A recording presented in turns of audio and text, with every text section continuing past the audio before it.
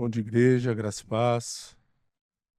Nós, nesse momento, continuaremos lendo a nossa confissão de fé. Estamos no último artigo do capítulo 3.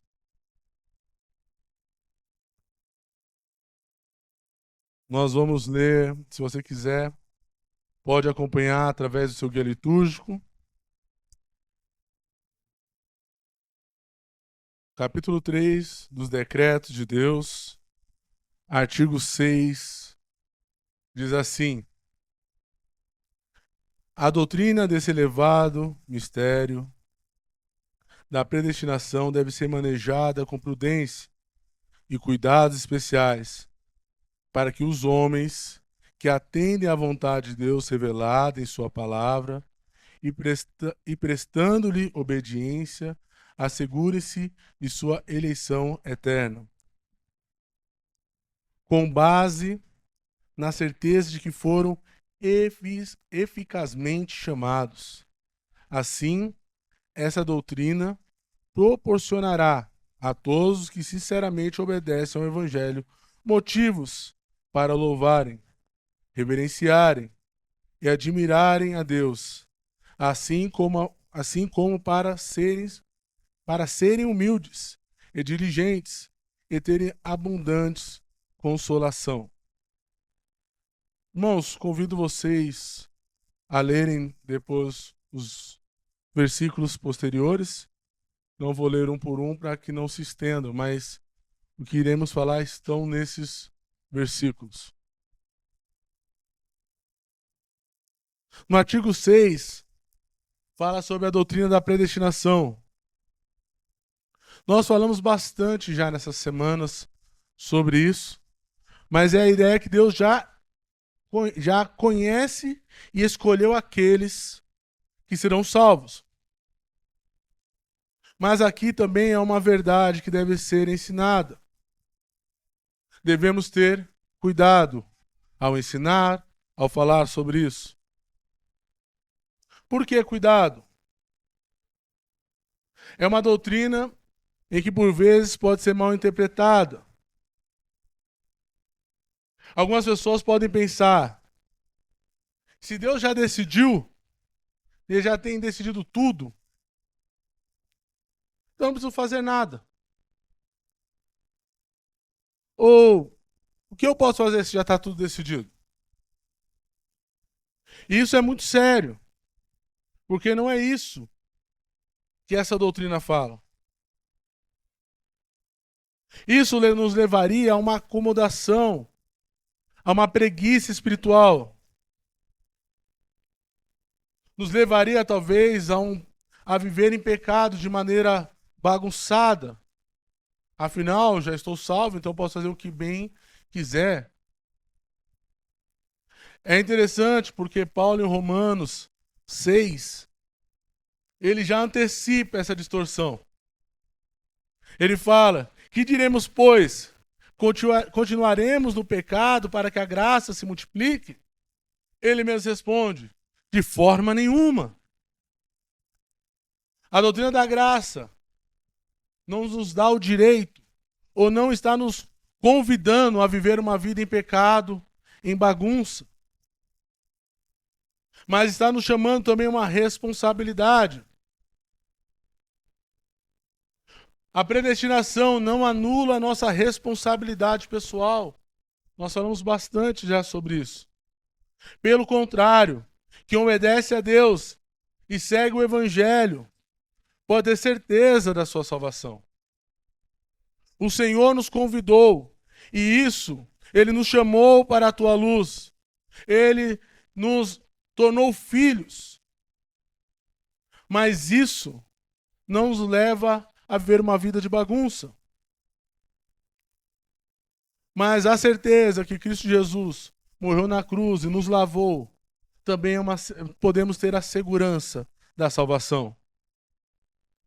Essa certeza deve gerar em nós humildade, não arrogância. Reconhecer que não merecíamos nos leva a ser mais humildes. Nos leva a ser mais humildes com essa doutrina, mas também nos leva a ser mais humildes com nossos irmãos também. Quando eu reconheço que eu não sou nada, que eu, apesar das minhas limitações, minhas terríveis falhas diante do Senhor, ainda assim, Ele me chamou. Isso deve gerar em nós, como cristãos, humildade para com os nossos irmãos na igreja, para com aqueles que não conhecem, para aqueles que não entendem. Deve gerar em nós diligência, viver com um propósito, viver em esforço. Não podemos viver em bagunça. Deve gerar em nós também louvores, reverência, gratidão genuína. É por isso que devemos nos reunir aos domingos. É por isso que nós oramos. É por isso que nós louvamos esse Deus. Porque reconhecemos que nada fizemos para ser salvos. Com grande alegria, saber que apesar daquilo que você pensa, imaginem só, se colocássemos nesse telão agora, nessa TV, tudo que você pensou nessa semana. Eu não vou nem levar em conta o que você falou. Se for colocar às vezes o que você falou, já seria vergonha sem fim. Mas imaginem só, nesse telão, tudo que você pensou. Acredito que vocês, como eu, não teriam coragem de olhar um para a cara do outro.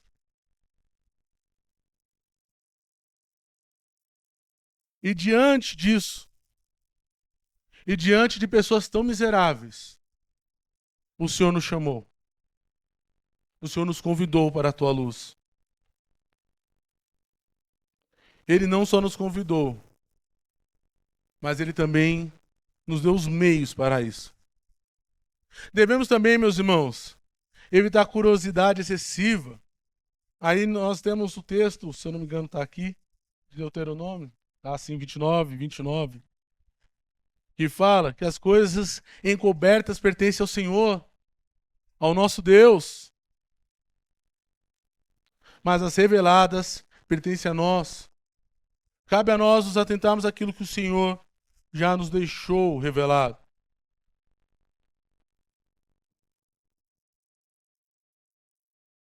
Devemos ter cuidado para não tentar desvendar os mistérios de Deus. Tomar cuidado para não especular quem foi predestinado e quem não foi.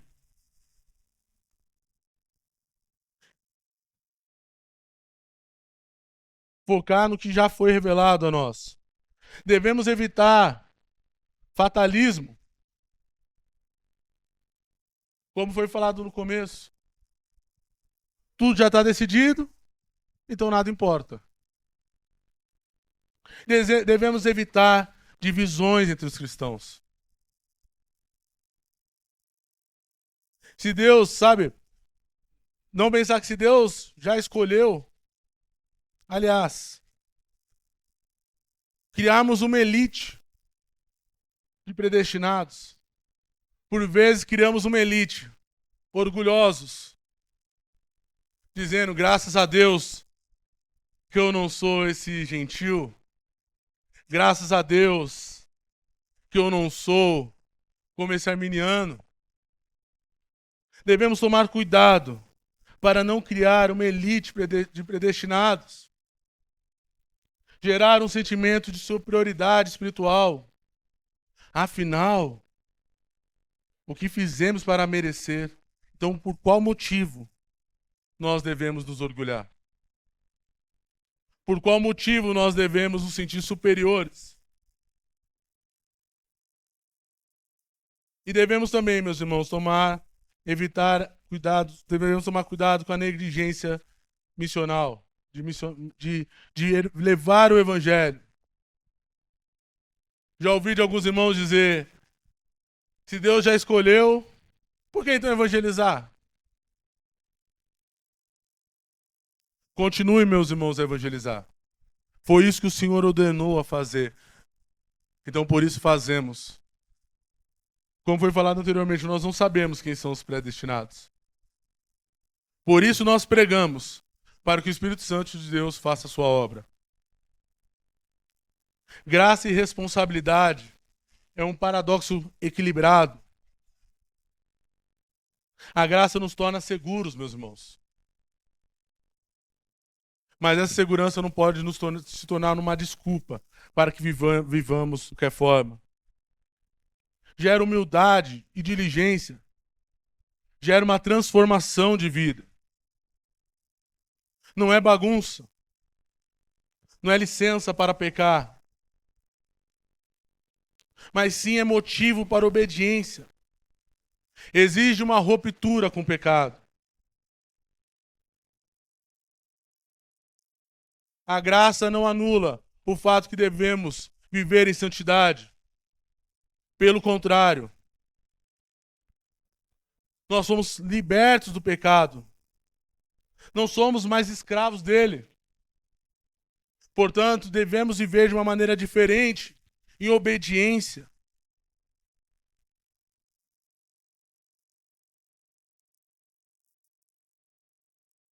Graça e responsabilidade caminham juntos. Não é viver de qualquer forma, já que sou salvo. Mas sou salvo. Portanto, vivo de uma forma transformadora. Sou salvo. E essa salvação irá dar frutos. Mas quero deixar claro, meus irmãos, a todos nós. Nós estamos seguros em Deus.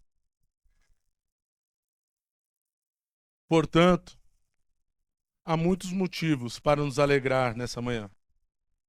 A termos o coração cheio de gratidão, humildade e louvor ao nosso Deus. Que na tua infinita graça, apesar de nós, apesar de quem nós fomos e quem nós ainda somos, nos ama, nos deu uma nova identidade, que não enxerga mais o Isaac, mas enxerga o sangue derramado pelo Isaac. Gostaria de convidar vocês a fecharem os olhos, falar com o Senhor nessa manhã, em gratidão. Pai Celestial, como igreja estamos diante do Senhor. Perdoa-nos pelas vezes que tratamos essa doutrina com arrogância. Perdoa-nos, ó Pai, por usarmos ela para ganhar debates e alimentar os nossos egos. Perdoa-nos, Senhor, por nos sentirmos por vezes superiores. Perdoa-nos, ó Pai, porque sabemos que nós não fizemos nada e não merecemos nada disso. Mas o Senhor, na tua infinita graça, no teu infinito amor, nos chamou. O Senhor, na tua infinita graça e amor, nos escolheu para que hoje, alegremente, com pessoas livres, podemos te adorar e te exaltar, sabendo que essa vida, apesar de suas lutas e de suas batalhas, temos a esperança de um dia estar com o Senhor, na morada eterna, para todo sempre, te louvando e te exaltando. Obrigado, ó Pai. Em nome de Jesus. Amém.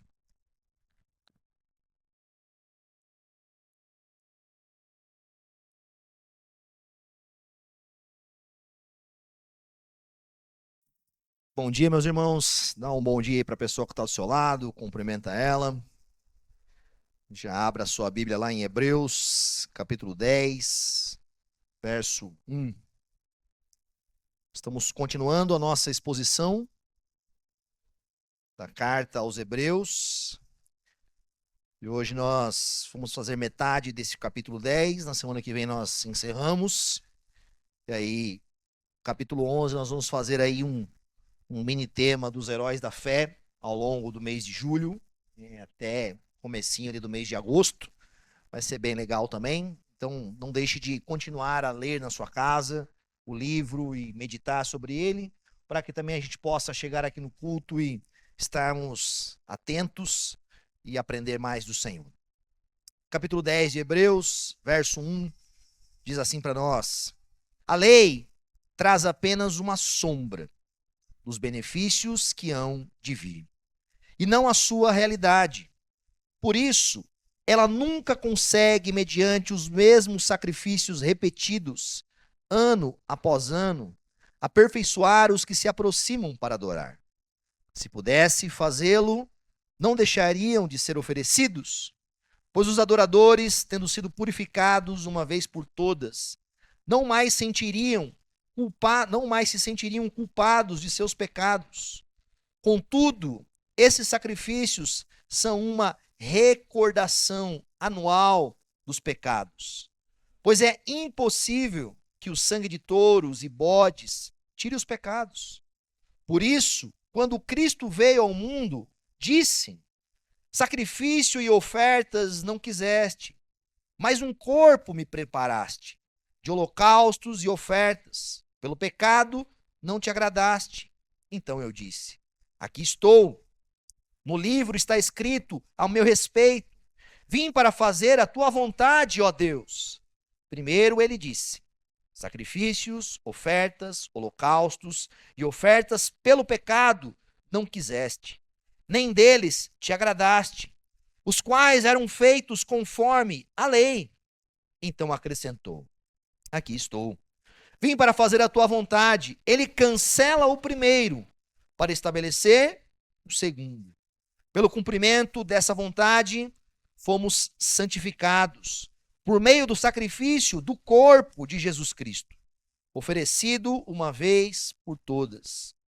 Dia após dia, todo sacerdote apresenta-se e exerce os seus deveres religiosos. Repetidamente oferece os mesmos sacrifícios que nunca podem remover os pecados. Mas quando este sacerdote acabou de oferecer para sempre um único sacrifício pelos pecados, assentou-se à direita de Deus. Daí em diante, ele está esperando até que seus inimigos sejam colocados como estrado dos seus pés. Porque por meio de um único sacrifício, ele aperfeiçoou para sempre os que estão sendo santificados. O Espírito Santo também nos testifica a este respeito. Primeiro ele diz: esta é a aliança que eu farei com eles. Depois daqueles dias, diz o Senhor, porei as minhas leis em seu coração e as escreverei em sua mente. E acrescenta: dos seus pecados e iniquidades não me lembrarei mais. Onde esses pecados foram perdoados, não há mais necessidade de sacrifício por eles. Vamos orar? Feche teus olhos no seu lugar mais uma vez. Vamos agradecer ao Senhor. Senhor Deus, nós te agradecemos pelo privilégio e oportunidade de, como teu povo santo, estarmos aqui essa manhã, cantarmos, louvarmos, orarmos e ouvirmos a tua palavra mais uma vez. Pedimos que o teu Espírito Santo nos ajude, ilumine a nossa compreensão, o nosso intelecto, para que, ao lidarmos com esse texto tão precioso e tão profundo, possamos entender a grandeza, a majestade, a significância do sacrifício do teu Filho Jesus naquela cruz. Que possamos entender de uma vez por todas que nenhum outro sacrifício é grande o suficiente para perdoar os nossos pecados. E de que estamos hoje livres por meio da obra de Cristo, do seu sangue derramado por nós naquela cruz. E de que podemos hoje agradecer ao Senhor, louvar ao Senhor e recordar que fomos perdoados. Esse é o nosso pedido, a nossa oração, no nome santo de Jesus. Amém e amém. Estamos aí quase 3 meses já lidando com esse livro aos Hebreus. Um livro difícil, um livro delicado, um livro com textos profundos que remetem a nós uma sadia e uma boa interpretação.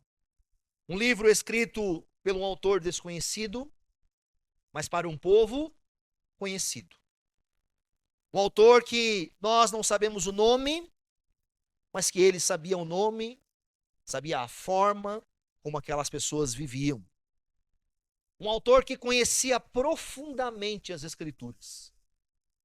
Um autor que tem compreensão e clareza daquilo que nós temos tanto falado aqui nesses últimos meses, dessa narrativa da história da redenção, dessa grande história de Deus estabelecida para trazer luz sobre o seu povo, para salvar seu povo e para demonstrar que o único suficiente para realizar esta obra é Jesus Cristo. Deus em missão para um povo que de alguma forma está tateando para entender essa missão.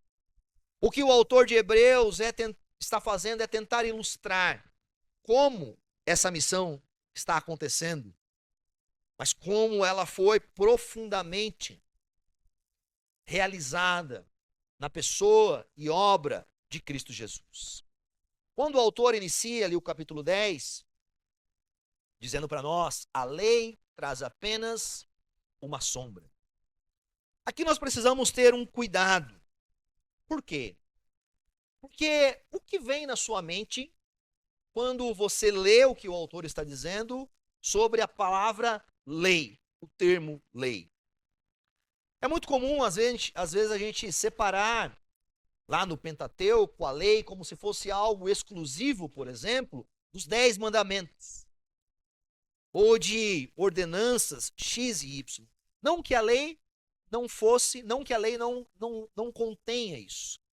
Mas quando o autor de Hebreus cita a lei, ele está aqui referindo-se especificamente, nesse momento, ao sistema levítico e cerimonial da antiga aliança, dado por Moisés. A interpretação que ele está querendo trazer ao povo de Deus é que esse sistema levítico e cerimonial era o quê? Era uma sombra. Uma sombra. Em algumas outras semanas, nós já falamos um pouco sobre isso, mas é importante nós recapitularmos essa realidade. Estamos traçando esse perfil dessa tipologia, dessas sombras. O que é uma sombra? Uma sombra é uma apresentação de uma coisa no passado imperfeita, passageira, que aponta para cumprimentos lá na frente, perfeitos e eternos. A sombra, segundo o que o autor está traçando para nós, da lei, do sistema de sacrifício levítico, era imperfeita por quê? Porque aqueles homens necessitavam, dia após dia, repetir. Dia após dia, mediante os mesmos sacrifícios repetidos, ano após ano. Ano após ano. Isso não quer dizer que aquilo não tinha um valor. Isso não quer dizer que aquilo não era determinado ou designado pelo próprio Deus. Mas isso aponta para uma sombra. Isso aponta para uma realidade de algo que viria e de algo que veio. O que nos aparenta é que esses homens e essas mulheres aqui ainda estavam apegando-se, prestando esses sacrifícios com a esperança e a expectativa aonde? Na sombra. Nesse fator passageiro e imperfeito que de forma pedagógica Deus estava construindo na história da redenção para que o homem pudesse compreender a sua realidade diante do pecado. Isso é muito interessante. Presta atenção no verso 3, como ele lida com isso. Esses sacrifícios são uma recordação anual dos pecados. O que os sacrifícios eram? Uma recordação. Era como se ano após ano Deus tipificasse por meio daqueles sacrifícios, por meio do Yom Kippur, o sacrifício anual, que o sumo sacerdote adentrava ao Santo dos Santos e derramava o sangue da expiação sobre a tampa do propiciatório, para trazer a lembrança daquele povo que eles eram pecadores, que eles não tinham aptidão, capacidade de achegarem-se diante de Deus pelo seu próprio esforço, pelo seu próprio mérito, pela sua própria capacidade, porque todos eles haviam de uma forma ou de outra descumprido parte da lei. Não há um justo sequer. Todos se desviaram. E Paulo, quando cita isso em Romanos, ele está citando dos Salmos, onde o salmista está interpretando a realidade do povo de Deus mediante as suas obrigações com o pacto, com o desígnio do Senhor, com aquilo que o Senhor estabeleceu entre o povo. E essa recordação era repetida, como um instrumento pedagógico de ensino para gravar no coração daquele povo que a maldade, que a iniquidade e que os seus pecados eram uma ofensa grave contra o Deus santo, poderoso e justo. Contra o Deus que tinha toda a autoridade e todo o governo para, mediante o pecado daqueles homens, consumir aquele povo, destruir aquele povo, acabar com aquele povo. Por quê? Porque no pacto das obras, onde a lei é estabelecida, havia consequências para o pecado.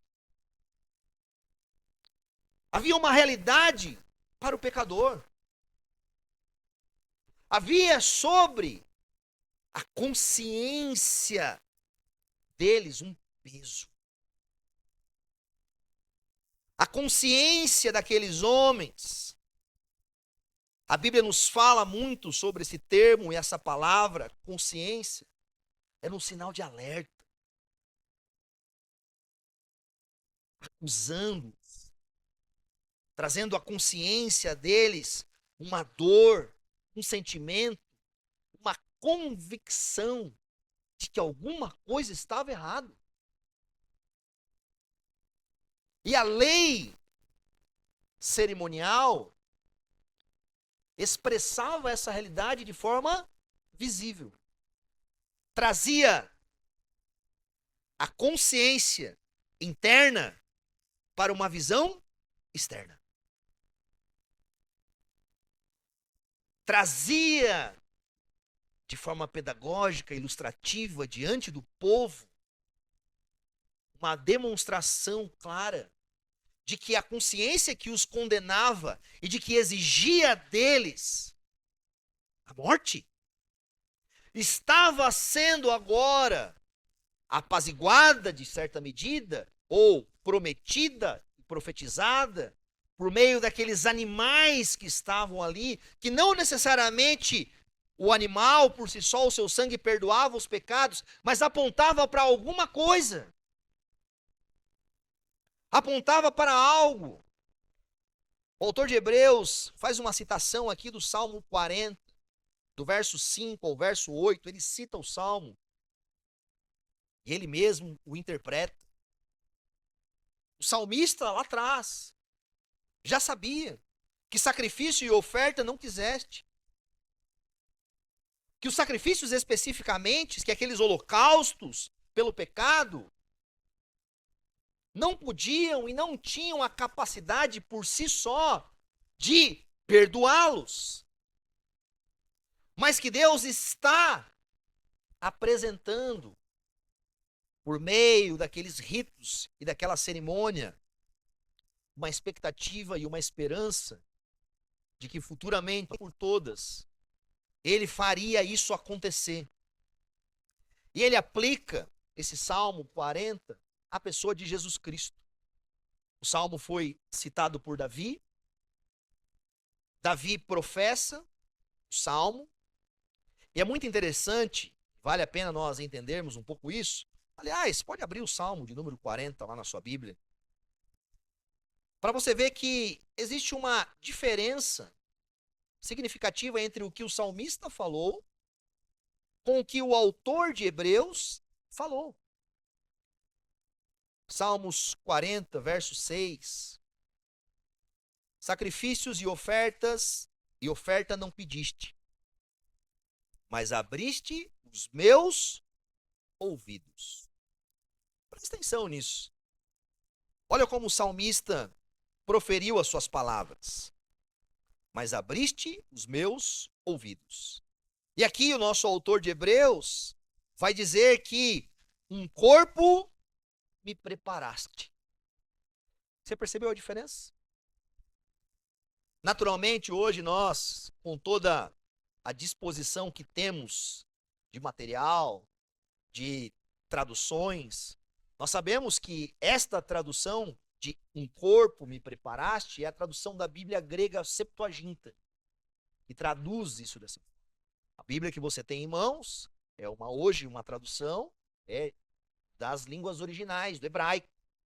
Mas o autor voluntariamente e diretamente usou essa tradução da Septuaginta, que era a tradução muito comum do povo. Você deve lembrar que a maioria daquele povo já não falava mais o hebraico no período de Cristo. O grego era a língua tradicional.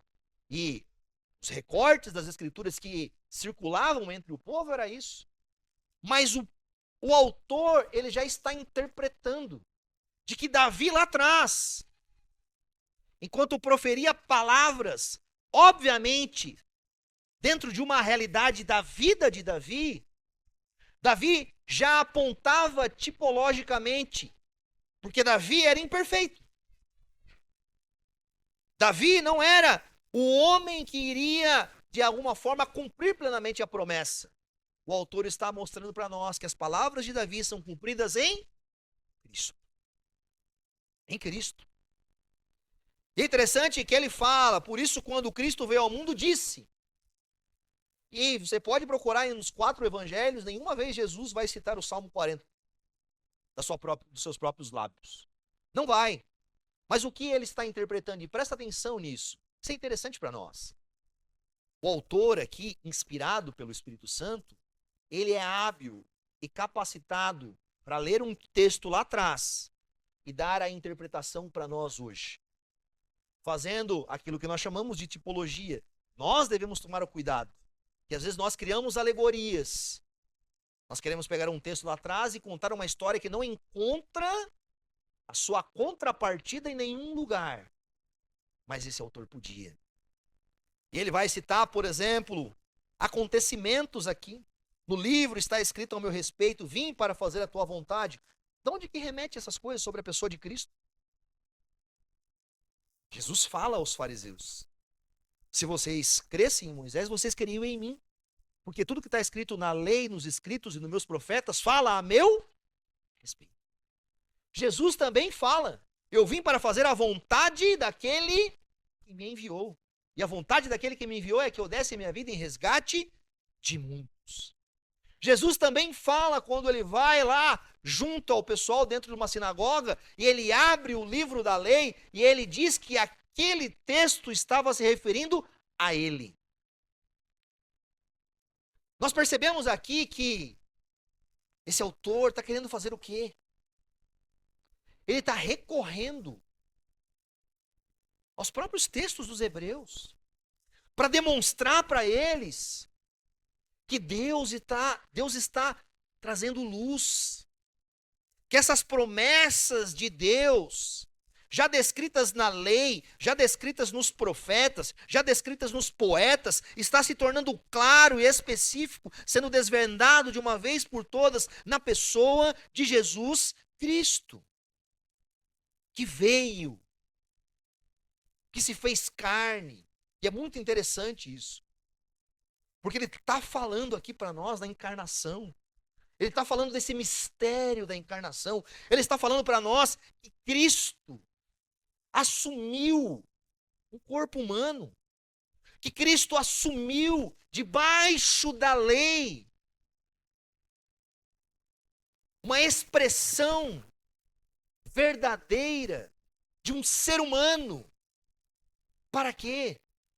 Para cumprir as exigências da lei e tornar-se perfeitamente obediente diante da lei, para aplacar a ira de Deus, para que ofertas, para que sacrifícios, para que aquela continuidade dia após dia de morte, de sangue, de animais, não sejam mais necessários.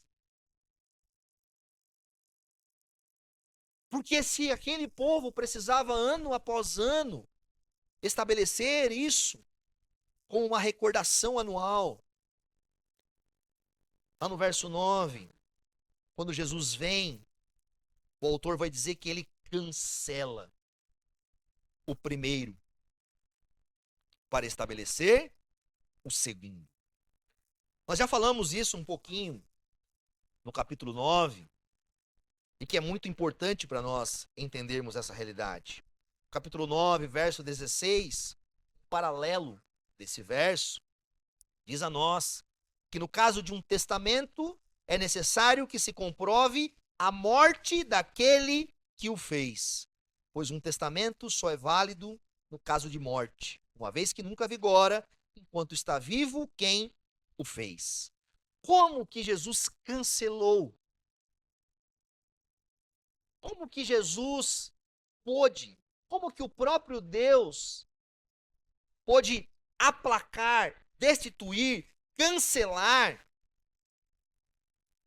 através da morte de alguém como nós, porém sem pecado, por causa de um sacrifício voluntário ofertado do próprio Deus, homem, para de uma vez por todas cumprir o pacto, o testamento, para cancelá-lo. Era necessário que aquele, e aqui a gente vê a figura do ser divino, do próprio Deus, realizar essas obrigações. E ele deveria então ser divino e humano para que isso fosse cancelado de uma vez por todas, e aí então estabelecer o quê? A nova aliança, o novo pacto, que obviamente já é anunciado em toda a Escritura, desde Gênesis 3,15, e ele vai relatar isto. Ele vai recorrer, por exemplo, a Jeremias, lembrando a eles que Jeremias já apontava para essa aliança.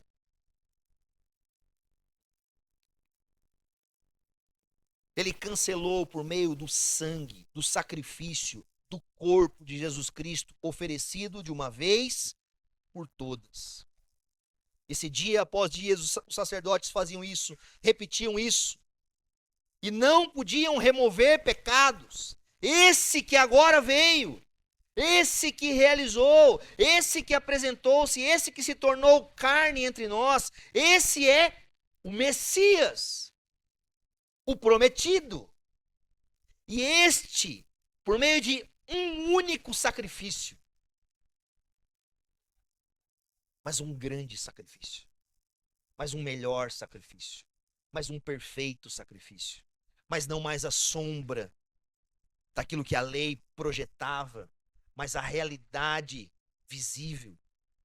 Aquele Deus eterno adentrou a nossa realidade, rompeu as cortinas do cosmos, se fez como um de nós, tabernaculou entre o nosso meio, foi obediente até a morte e morte de cruz. Por isso Deus o exaltou até a mais alta posição e lhe deu o nome que está acima de todo nome, para que todo joelho se dobre a Jesus Cristo.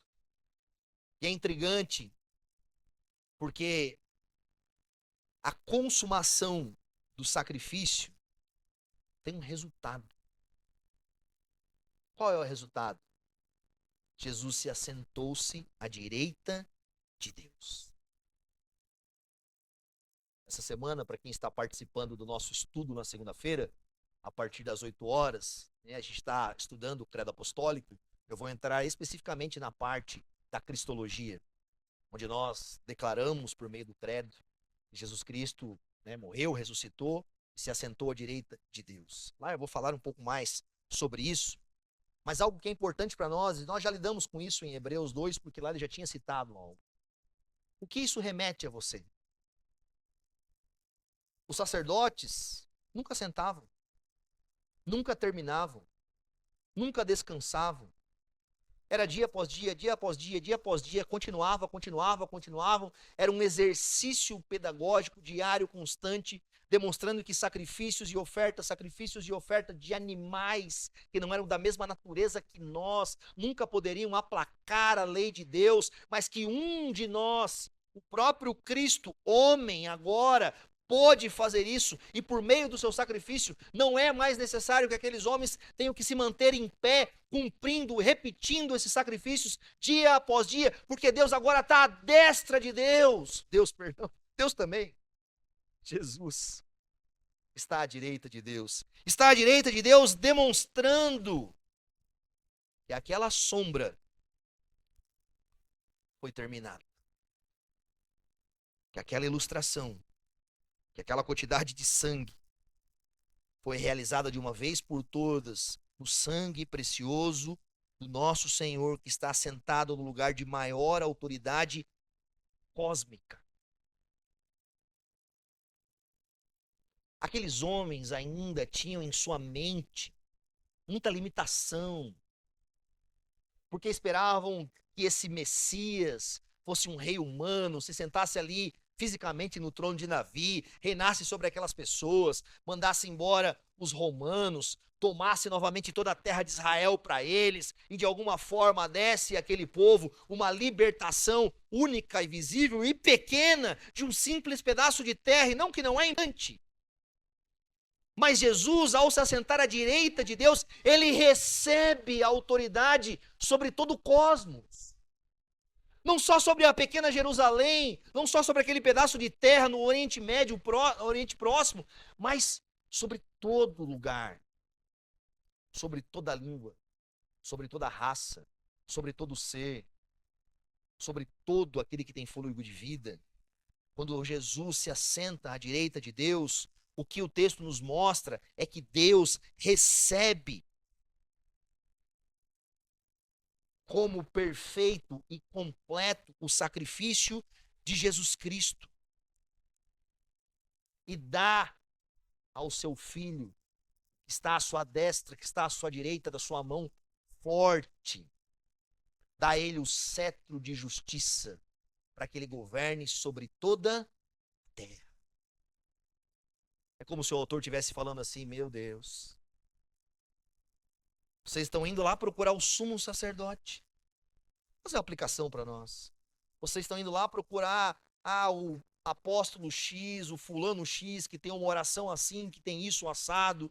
Ou vocês estão dependendo de circunstâncias ainda humanas, supostamente analógicas, a sacrifícios, às orações, a intenções, para que vocês possam ter paz com Deus. É muito interessante que quando Estevão, em Atos, está pregando sobre Jesus Cristo, e aqueles homens, e até mesmo Saulo naquele momento, juntam pedras, vão matá-lo, o que ele vê? Ele vê o céu se abrindo, Jesus em pé, à direita de Deus. Ele olha, e obviamente aqui, milagrosamente, Deus dá a ele um desvendar, um revelar de algo futuro, e ali mesmo diante da morte dos seus compatriotas, dos seus irmãos, daquelas pessoas que talvez viviam ao lado, mas que não compreendiam. Deus dá a Estevão um vislumbre hoje de onde está nosso Senhor Jesus Cristo. Isso para mim é muito importante. Pois o assento à direita de Deus não está mais vago. O trono do universo não está nas mãos do caos, não está nas mãos do acaso, não está nas mãos da sorte. A coroação do Rei Jesus Cristo Não é mais uma vaga esperança para o futuro, sabe-se lá o que acontecerá. Não, não, não. Ele está assentado e a sua ascensão aconteceu. E ele não reina só por um tempo. Ele reina para sempre. Ele está lá, esperando até que todos os seus inimigos sejam colocados como estrada dos seus pés. Explicação breve para nós. Meus irmãos, ergam os olhos. Mantenham seus olhos fixos em Jesus, autor e consumador da nossa fé. Manter os olhos fixos em Jesus passa pela cruz, pela ressurreição, pela ascensão e pela coroação de quem Jesus é. Um dos grandes equívocos nosso, do povo de Deus, é nos esquecer de onde Jesus está hoje.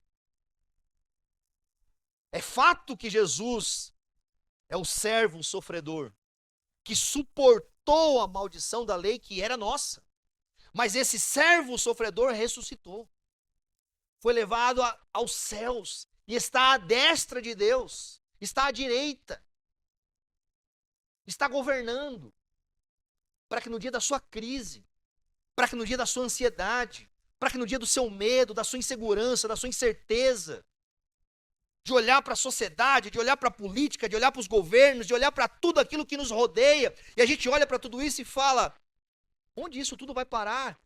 Tudo isso vai parar debaixo dos pés de Jesus.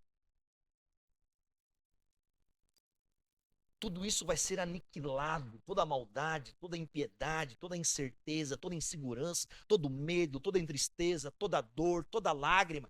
Nada disso prevalecerá quando Deus descortinar para todos a cortina do cosmos, nós olharmos o nosso Senhor Jesus Cristo sentado à destra dele, ele retornando em glória,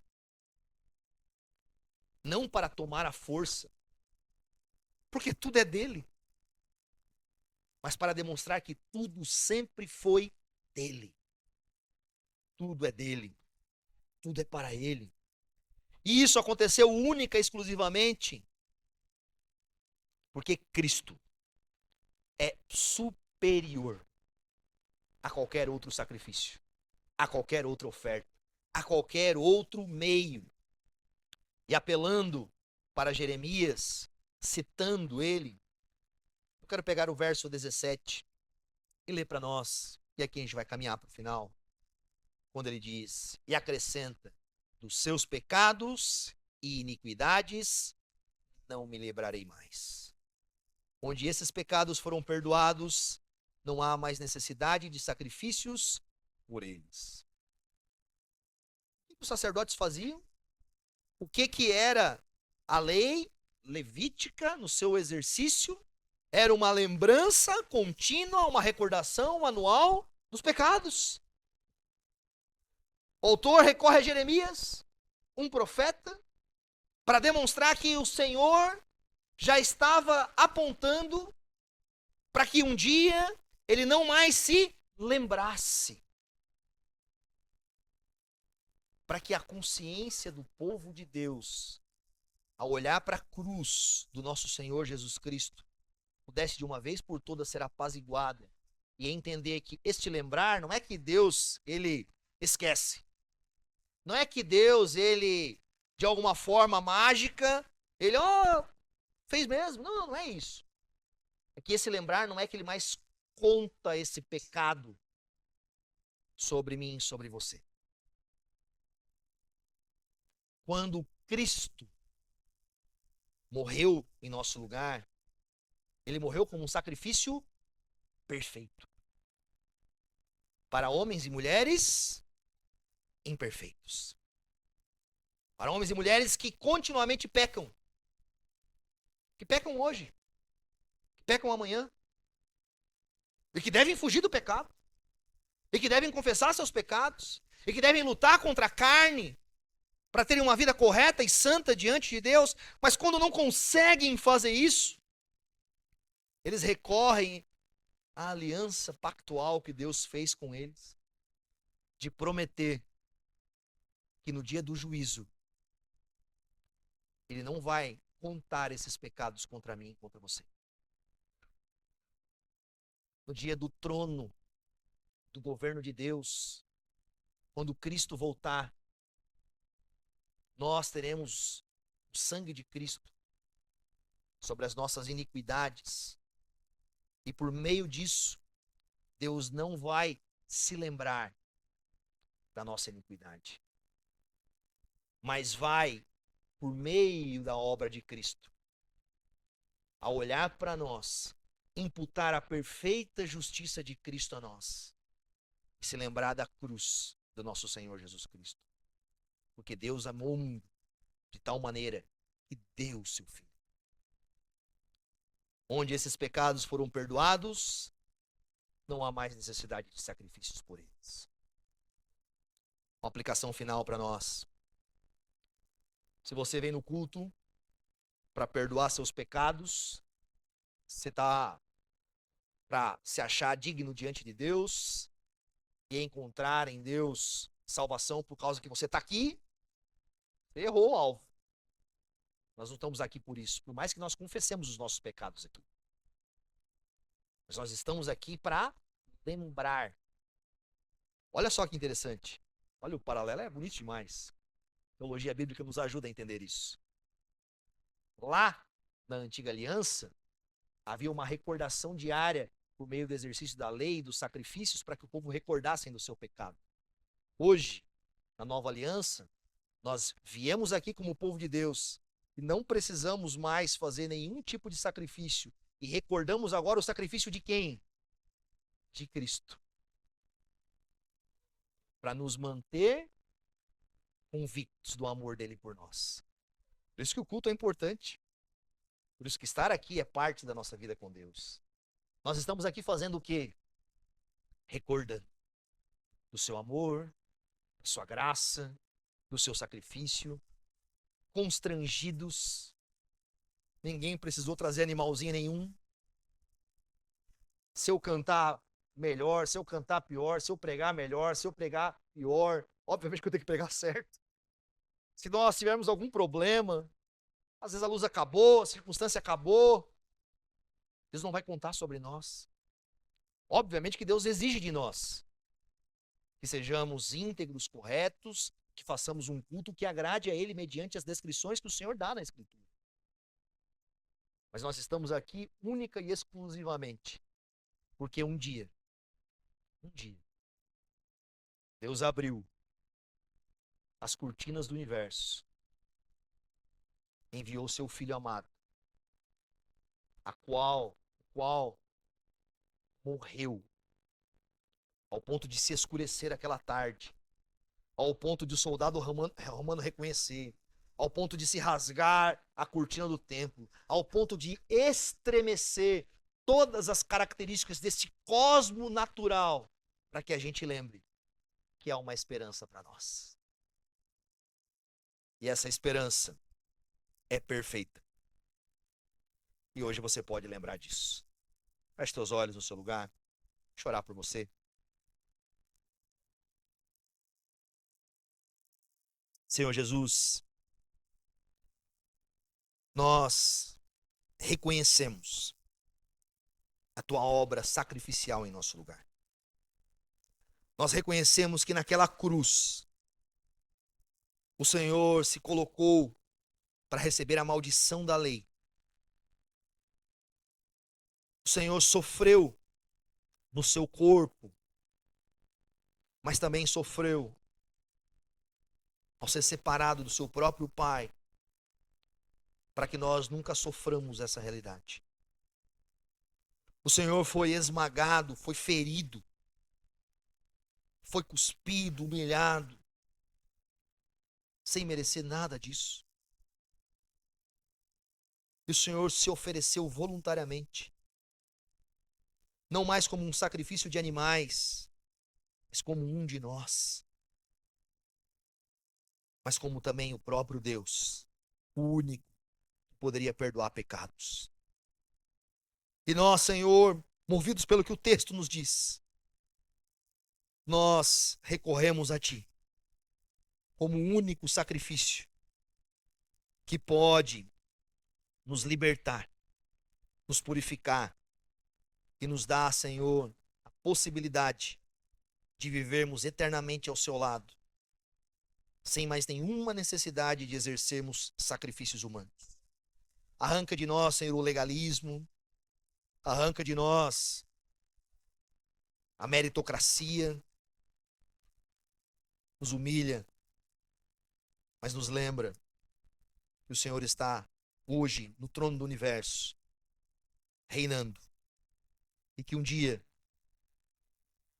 talvez como Estevão, quando estivermos à beira da morte, fechando os nossos olhos, contemplaremos a tua face e teremos paz, mesmo diante da morte.